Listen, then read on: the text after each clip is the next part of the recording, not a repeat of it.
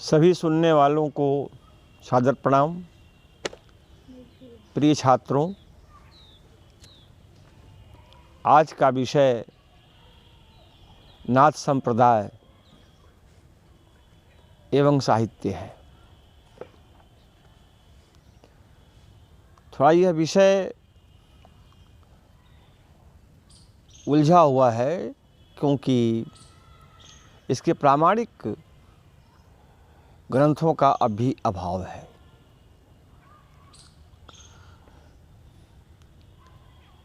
लेकिन बात सीधी जो कुछ भी समझी गई है वो प्रस्तुत है। नाथ संप्रदाय का समय पुस्तकों के अनुसार, विद्वानों के अनुसार 8वीं और 9वीं शताब्दी माना गया है। कुछ विद्वान तो नाथ संप्रदाय का संबंध ईसा पूर्व से जोड़ते हैं और उसके संदर्भ में अपना तर्क और साक्ष्य भी प्रस्तुत करते हैं। किंतु स्पष्टता के साथ अगर यह संप्रदाय अपने साहित्य को लेकर के जहाँ से समझा और देखा जाता है वो 9वीं शताब्दी है। नाथ साहित्य का संबंध शिव तत्व से है या शैव मत से है। इसका संबंध बौद्ध दर्शन के सहज साधना एवं वज्रयानी साधना के साथ भी जुड़ता है। विद्वानों का मानना है कि सहजयान पूर्वी भारत में अपना विस्तार प्राप्त किए हुए था, लेकिन नाथ संप्रदाय के विषय में जो भी साक्ष्य उपलब्ध हैं उनके अनुसार ये संप्रदाय पूरे भारतवर्ष में फैला हुआ था। सहज का प्रयोग बौद्ध साहित्य में, बौद्ध सिद्धांत की परंपरा में भी है। सहज शब्द का प्रयोग नाथ पंथ में भी है और सहज शब्द का प्रयोग संत साहित्य में भी है, और तीनों में थोड़े से अंतर के साथ इसकी व्याख्या होती है।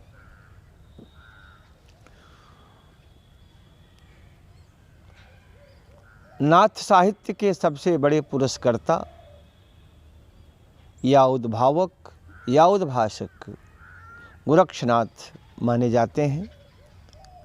यह नहीं कि गोरक्षनाथ ने नाथ पंथ शुरू किया था या चलाया था, लेकिन नाथ पंथ का जो प्रकाशन हुआ और जो इसका विस्तार हुआ उसको देने का कार्य गोरक्षनाथ ने किया। इसलिए नाथ पंथ के विचार दर्शन की व्याख्या में गोरक्षनाथ का प्रथम नाम आता है या स्थापना में प्रथम नाम आता है।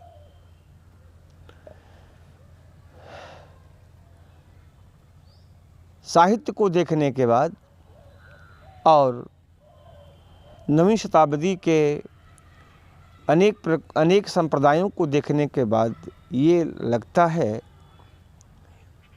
कि वज्रयान संप्रदाय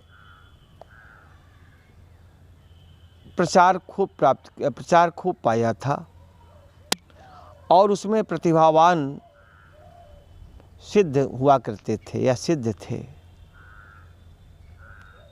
मंत्रों की इसमें संकल्पना थी और मंत्रों की संकल्पना के साथ साथ उसमें सिद्ध की योजना थी।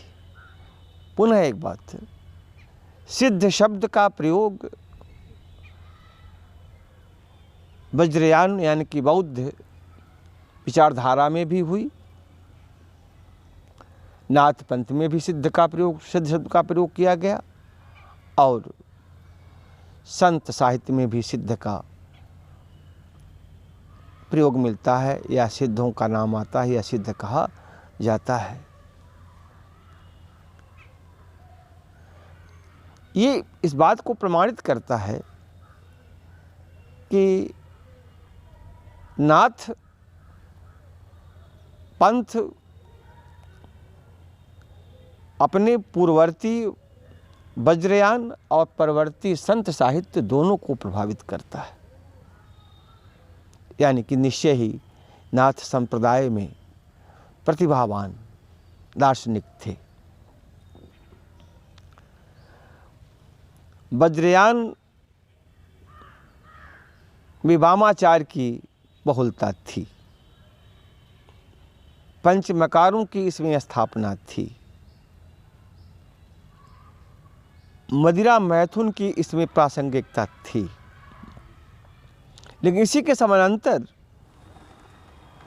शैव मत थोड़ा सा इससे अलग होकर के अपना प्रभाव पूरे भारतवर्ष में स्थापित कर रहा था।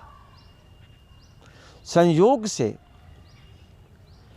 इसी वज्रयानी शाखा में या वज्रयानी शाखा के साधकों का या साधकों या सिद्धों की जो सूची मिलती है, उस सूची में नाम मत्स्येंद्रनाथ का भी है, गोरक्षनाथ का भी है, चरपटनाथ का भी है। गोरक्षनाथ और मत्स्येंद्रनाथ जैसे साधक वज्रयान से अलग होकर के शैव मत की ओर प्रस्थान करते हैं। क्योंकि शैव मत अपने व्यापक बोध के साथ पूरे आर्यावर्त में विस्तार किया था, उसकी कुछ विशेषताएं भी थीं। जो परिस्थिति वज्रयान साधना में अवस्थित थी, उसका समाज के वे लोग या ऐसे चिंतक विरोध करते थे जो कहीं न कहीं समाज पर प्रतिकूल असर डाल रहा था, जैसे मैथुन का। और शैव संप्रदाय में इसका निषेध था। गोरक्षनाथ ने इसको और भी स्पष्ट किया और उसी अस्पष्टता के चलते जहाँ वज्रयान को अब्राह्मण वाङ्मय कहा गया, वहीं गोरक्षनाथ ने ब्राह्मण मत की स्थापना तो नहीं की, लेकिन समर्थन किया। और उनके समर्थन में या समर्थन के केंद्र में जो मुख्य परिवर्तन था वो ये कि जो वज्रयान साधना में आचार्य की दृष्टि से विशेष कमजोरी मानी जाती थी, उसको उन्होंने निकाल दिया और वज्रयान भी कहीं न कहीं शैव मत की वो प्रस्थान करने लगा। बात यहाँ तक आ गई, जो वाङ्मय है, जो संप्रदाय के जो ग्रंथ हैं, वो यहाँ तक बता दिए कि शैव मत का प्रभाव वज्रयान पर पड़ा। वज्रयान ने शैव मत को प्रभावित नहीं किया, लेकिन वज्रयान पर शैव मत का व्यापक प्रभाव पड़ा। इतना प्रभाव पड़ा कि जो वज्रयानी साधक शैव मत में नहीं गए, वह शैव नाथ की कल्पना, वज्रनाथ की कल्पना कर लिए। जो नाथ पंथ की ओर नहीं गए, वो वज्रनाथ की कल्पना कर लिए, बद्रीनाथ की कल्पना कर लिए। यानी कि इस बात को प्रमाणित करती है, ये भावना, ये विचार, ये संक्रमण कि शैव मत उस समय शक्तिशाली मत के रूप में उभर रहा था। और यही नहीं, शैव मत ने उस समय के प्रचलित समस्त साधनाओं को प्रभावित किया। केवल वज्रयान को ही नहीं, जितने भी साधनाएं चल रही थी 9वीं शताब्दी में, चाहे वो वैष्णव रही हो, चाहे वो शाक्त रही हूँ, चाहे वो वामाचार्य की रही हूँ, चाहे वज्रयानी रही हूँ, चाहे वो सहजयानी, सबको प्रभावित किया। और प्रभावित ही नहीं किया, प्रायः सभी उसमें अंतर्भुक्त हो गए, उसमें मिल गए। बात हो चुकी है कि गोरक्षनाथ और उनके गुरु मत्स्येंद्रनाथ नाथ परंपरा की शक्तिशाली नींव डाली, लेकिन गोरक्षनाथ का नाम सर्वोपरि है। मत्स्येंद्रनाथ जी के ऊपर वज्रयान की जो मैथुन की भावना थी वो प्रभावित थी। नाथपंथ में तो आ गए थे। उसका उल्लेख भी मिलता है कि कदलीबन या कजरीबन या जिसे स्त्री देश कहा जाता है, वहाँ जाकर के वो फंस गए थे। वहाँ उनकी साधना बाधित हो गई थी और गोरक्षनाथ ने उनका उद्धार किया। उस साधना से उस गिरे हुए वैचारिक दर्शन को उन्होंने स्थापित किया कि जहाँ आकर के मत्स्येंद्रनाथ जी कमज़ोर हो गए थे, जहाँ स्त्रियों के सौंदर्य में निबद्ध हो गए थे, वहाँ वो तो अपने गुरु के इस दशा को देख करके पूर्णतः मैथुन को उन्होंने खारिज कर दिया। आप बहुत कुछ शैव संप्रदाय ने बहुत कुछ वज्रयान से भी तो लिया, वज्रयान से भी लिया, लेकिन वज्रयान में जो यह था गुह साधना, मैथुन, भोग, इसको पूर्णतः निकाल दिया। शैव तत्व की प्रधानता हो गई। आगे एक संकट और था गोरक्षनाथ के, मतों में टकराहट थी। शैव मत 18 शाखाओं में थे। शैव मतों में जिस मत में गोरक्षनाथ गए, जिस मत को उन्होंने नाथ के रूप में स्थापित किया, उसमें 18 मत और 12 मत वज्रयानियों के थे। ये आपस में लड़ते रहते थे, संघर्ष करते रहते थे। जैसे आज भी दिखाई देता है कि कोई शक्ति का उपासक है तो कोई वैष्णव का उपासक है, संघर्ष चलता रहता है। तो संघर्ष खूब था और संघर्ष के पीछे कारण था, जिस कारण की ओर उल्लेख कम किया गया, लेकिन संकेत किया गया कि अक्सर वज्रयानी साधना में जो साधक थे वो प्रतिभावान तो थे, लेकिन छोटे संस्कारों से गुजर करके आए थे। इसलिए ज्यों ही थोड़ा ज्ञानी होते थे त्यों वो अपनी एक परंपरा चला देते थे, जिसके कारण बहुत सी परंपराएं, और इसी का शिकार शैव मत भी हुआ कि जो ही थोड़ा सिद्ध हुए, जो ही शिव की उन्हें उपासना में उन्हें कुछ ज्ञान प्राप्त हुआ, वो अपना एक मत चला दिए। तो इन सारे मतों की टकराहट को दूर करके गोरक्षनाथ ने 12 मत चलाया या 12 शाखाएं उन्होंने स्थापित की। पहली का नाम सतनाम या सतनाम पंथ,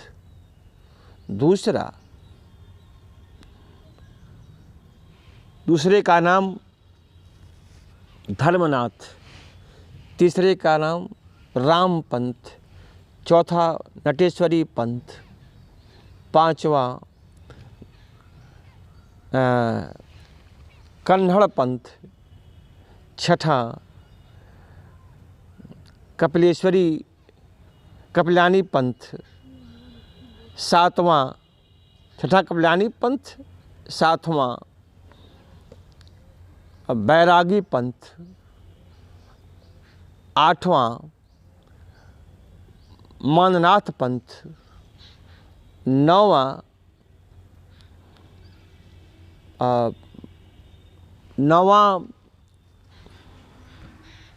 आईनाथ पंथ, 10वां पागल पंथ, 11वां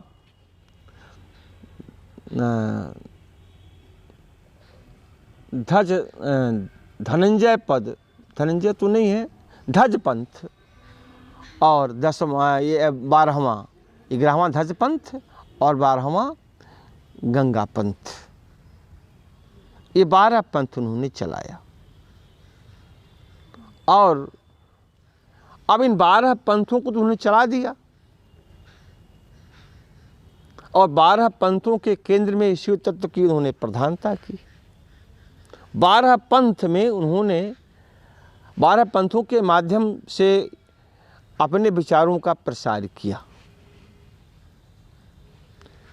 क्षेत्र विशेष के आधार पर, अंचल विशेष के आधार पर, भौगोलिक स्थिति के आधार पर इन्होंने पंथों का निर्माण किया और उसके आधार पर जैसे शंकराचार्य ने 10 नामी शंकराचार्यों की स्थापना किया, इस 4 मठों की उन्होंने स्थापना किया और 10 नामी उनके शिष्य थे, 10 दिशाओं में कार्य करते थे। वैसे इन्होंने 12 शाखाओं में स्थिति के अनुसार समाज में नाथ पंथ या नाथ संप्रदाय के विचारों का प्रसार करना शुरू कर दिया।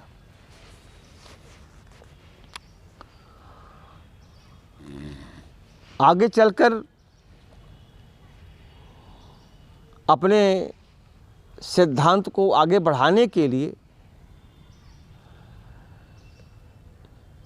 नाथ संप्रदाय में, क्योंकि नाथ संप्रदाय पहले से चल रहा था, नाथ संप्रदाय में जो कठिन साधनाएं थीं और उस साधना के लिए कठिन शब्दों का प्रयोग किया गया था, जिससे इस साधना को समझने में लोगों को कठिनाई हो रही थी, उन शब्दों को भी गोरक्षनाथ ने सरल किया। क्योंकि जब किसी भी धर्म या परंपरा के विचारों के शब्द सरल होते हैं तो लोक जीवन में उसका प्रसार ज़्यादा होता है। अब नाथ पंथ की साधना में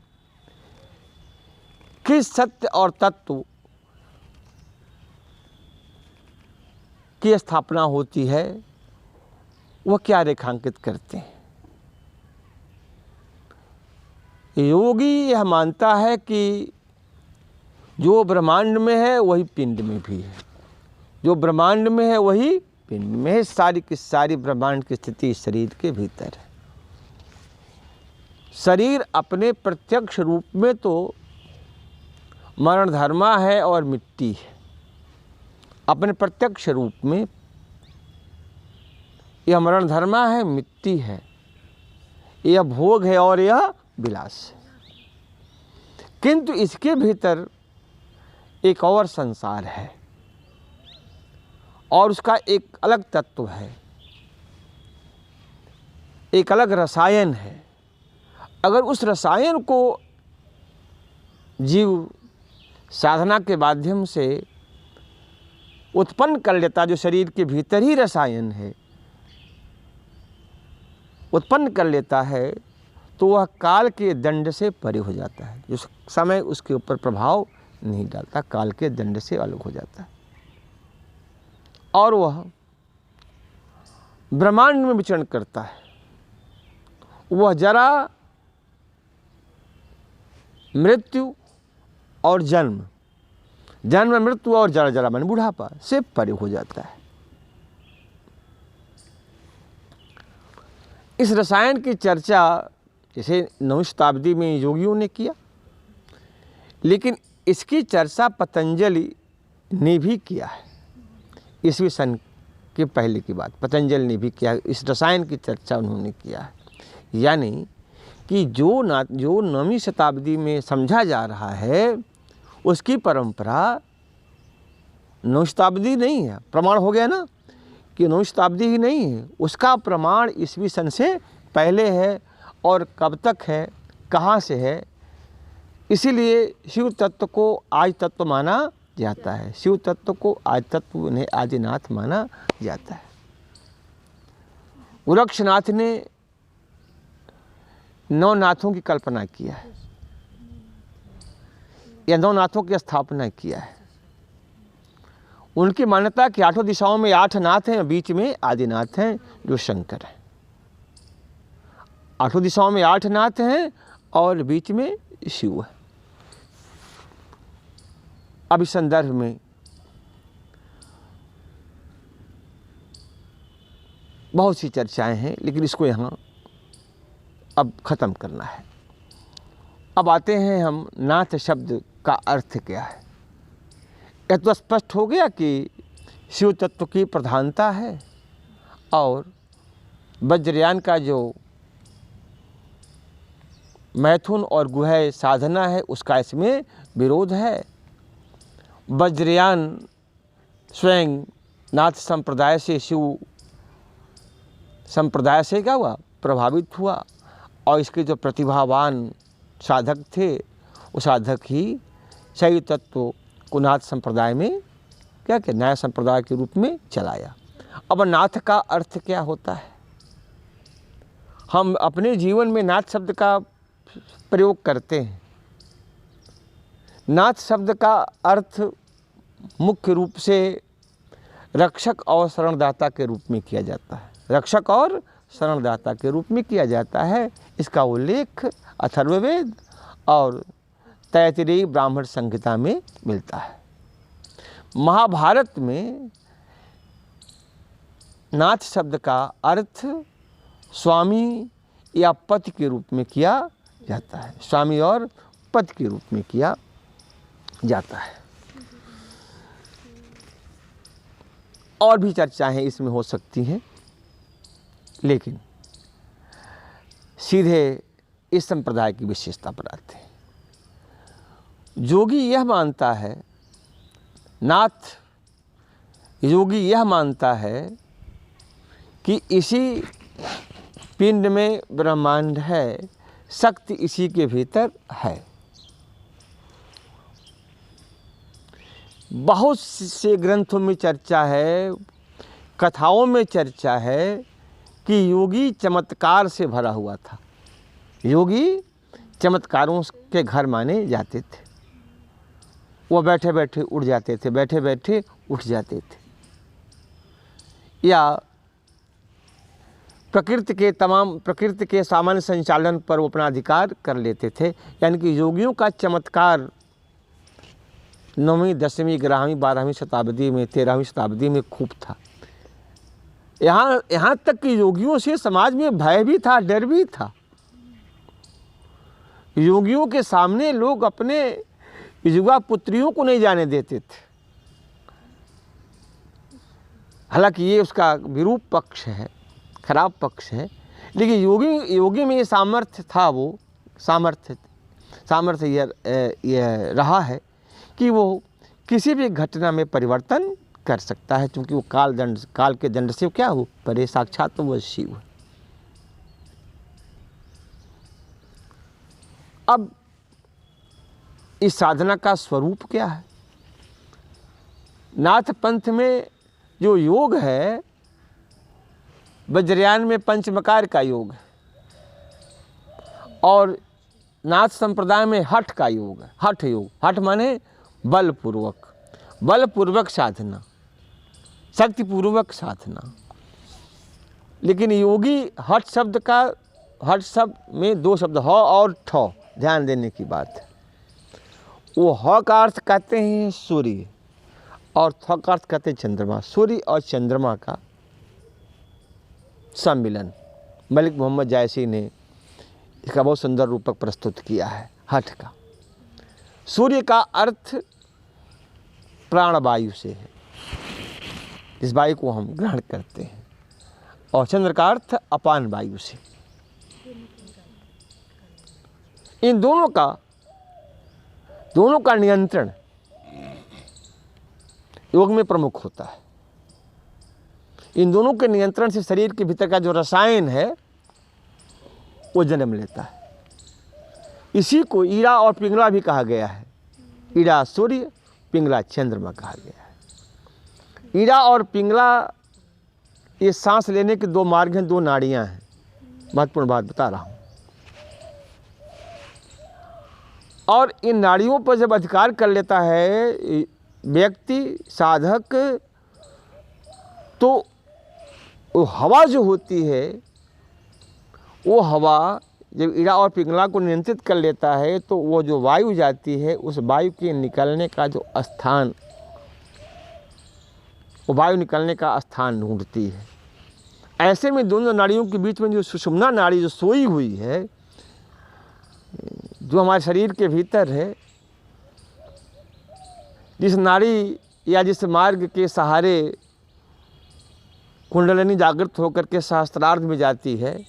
कुंडलिनी को हम रसायन माने तो गलत नहीं है, क्योंकि वही जब तत्व सक्रिय होता है तो व्यक्ति शक्तिवान होता है, तो चमत्कार आता है। लेकिन उसका मार्ग क्या है? कुंडलिनी जगाने का जो साधन है, वो जो मार्ग है, वो ईड़ा और पिंगला है। जब इन पर नियंत्रण हो जाता है किसी साधक का, जब इनको बस में कर लेता है, तब सुषुम्ना नाड़ी जागृत होती है और सुषुम्ना का संबंध हमारे गुह द्वार से, निचले स्थान से। योगियों ने 6 चक्रों की कल्पना किया। जो प्रथम चक्र है, जिसे आधार चक्र कहा जाता है, 6 चक्र को अष्टांग योग को योगी कहते हैं। 6 चक्र को क्या कहते हैं योगी? अष्टांग योग। और कबीर आदि ने तो अष्टांग योग की बात किया है, अष्टचक्र की बात किया है, कहीं कहीं तो 9 चक्र की बात की जाती है। ये जो पहला चक्र है वो नीचे है। कल्पना की जो बातें लिखित हैं साक्ष्यों के आधार पर कि मनुष्य के भीतर एक स्वयंभुलिंग है, मेरुदंड है। मेरुदंड के निचले हिस्से पर एक स्वयंभुलिंग है।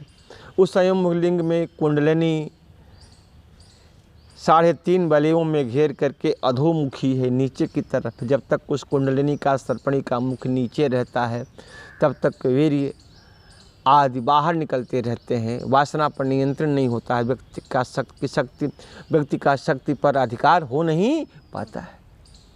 और जब सुषुम्ना नाड़ी सक्रिय होती है, सांस लेते हैं और सांस रोकने की जो प्राणायाम, सांस ध्यान धारणा आसन समाधि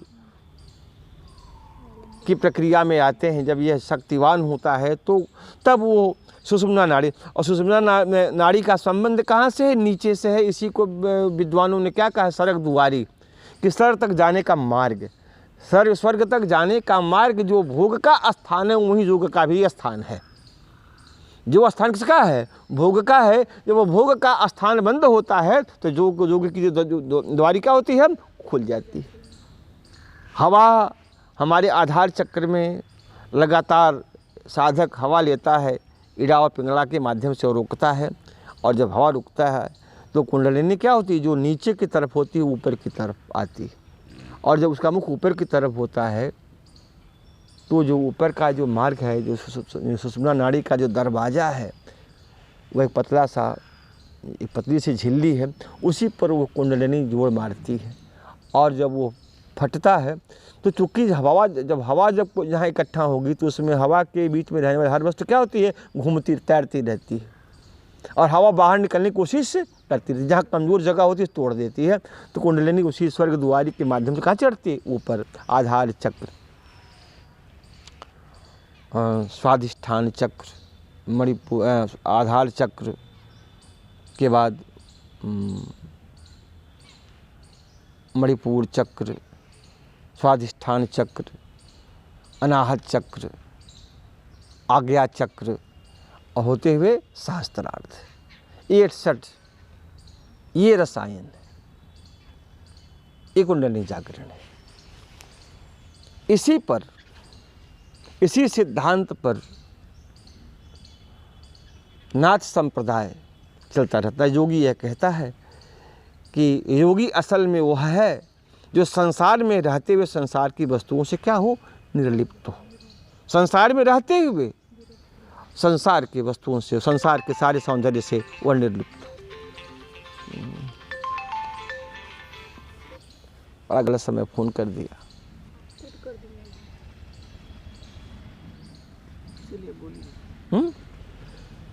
संसार में रहते हुए वो क्या होता है, वो निर्लिप्त जब होता है, संसार की वस्तुओं के साथ उसका संबंध नहीं होता है। जैसे योगियों का कहना है कि 9 लाख पातुर आगे नाचें पीछे सहज अखाड़ा। साधक उसे क्या कहेंगे कि जो संसार और समाज से अलग होकर के साधना करता हो, तब वो योगी नहीं कहा जाता। योगी तो सत्य को सामने रखकर, परिस्थिति को सामने रखकर अपनी साधना करता है। और वो कहता है कि तुम भी में त्रिलोक समाया, त्रिवली में रविचंदा। कहा कि तुम भी सारा संसार समाया हुआ है, और त्रिवली में जो त्रिकुटी है, अज्ञान चक्र में सूर्य और चंद्रमा है, ऐसे हमारे दोनों भावों के बीच में। तो यह एक वैज्ञानिक संप्रदाय है, नाथ संप्रदाय। यह एक वैज्ञानिक संप्रदाय है। इस संप्रदाय का संबंध दोनों है, भावात्मक साधना और ज्ञानात्मक साधना। भावात्मक साधना के द्वारा हम ज्ञानात्मक साधना की तरफ बढ़ते हैं। शिव को योग का गुरु कहा गया है, तो शिव की उपासना में भावना की आवश्यकता है, और जब वो भावना संबलित और पूरित हो जाए तब उसमें ज्ञान की आवश्यकता है। और जब ज्ञान की आवश्यकता है तो ज्ञान तर्कों के द्वारा चलता है, तर्क से सिद्धांत बनता है, और सिद्धांत का होता है वैज्ञानिक और प्रामाणिक माना जाता है। सिद्धांत तर्क से भरा हुआ है, उसे वैज्ञानिक और प्रामाणिक माना जाता है, क्योंकि नाथ संप्रदाय में योग का फल होता है। योग क्रिया क्या होता है, फल होता है। योग क्रिया का कहता फल होता है, सामने दिखाई देता है। इसलिए सारे जो मत हैं, चाहे वो वैष्णव मत हो, चाहे शैव मत हो, चाहे शाक्त मत हो, चाहे गणपत्य हो, इन सारे मतों में जो नाथ मत है, नाथ संप्रदाय है, इसे जीवंत, सार्वकालिक, वैज्ञानिक और प्रामाणिक माना जाता है। गोरक्षनाथ ने अपने इस परंपरा, या विद्वानों ने इस परंपरा में 9 नाथों को प्रामाणिक माना कि 9 नाथ प्रामाणिक हैं। यह सूचियाँ अलग अलग प्रकार की, हठ योग दीपिका में सूची अलग प्रकार की है। महाअणवों की सूची का मैं उदाहरण दे रहा हूँ। महाअणवों में जो 9 नाथों की सूची वो किस प्रकार की है। मलिक मोहम्मद जायसी या पद्मावत में अलग सूची है। तो महाअणव की जो सूची है उसमें पहला नाम गोरक्षनाथ का है, दूसरा नाम जलंधर नाथ का है, तीसरा नाम नागार्जुन का है, चौथा नाम शास्त्रार्जुन का है, पांचवा नाम दत्तात्रेय का है, छठा नाम देवव्रत का है, सातवां नाम जड़भरत का है, आठवां नाम मत्स्येंद्रनाथ का है, और 9वां नाम आदिनाथ का है। ये सूची है। और इसके अलावा इन 9 नामों के अलावा चरपतनाथ, चौरंगीनाथ, मेरुनाथ, शारदानंद नाथ, बहुत से नाथों की, जैसे सिद्धों में 84 सिद्धों की कल्पना की गई है, उसी प्रकार नाथों में 84 सिद्ध हैं। और आगे भी 84 का नाम आया है। इन्हीं 84 सिद्धों में ये 9 नाथ हैं। तो कहीं नाम में ये सूची आती है, कहीं नामों में और दूसरी सूची चल जाती है, लेकिन जो महाअणव को प्रामाणिक माना जाता है उसमें ये 9 नामों की सूची है। इन्हें 9 नाथ कहा जाता है। निसंदेह गोरक्षनाथ इस परंपरा के सबसे प्रतिभा संपन्न, शक्तिशाली दार्शनिक थे, प्रचारक थे, योगी थे, और वैज्ञानिक योग की उन्होंने स्थापना किया है।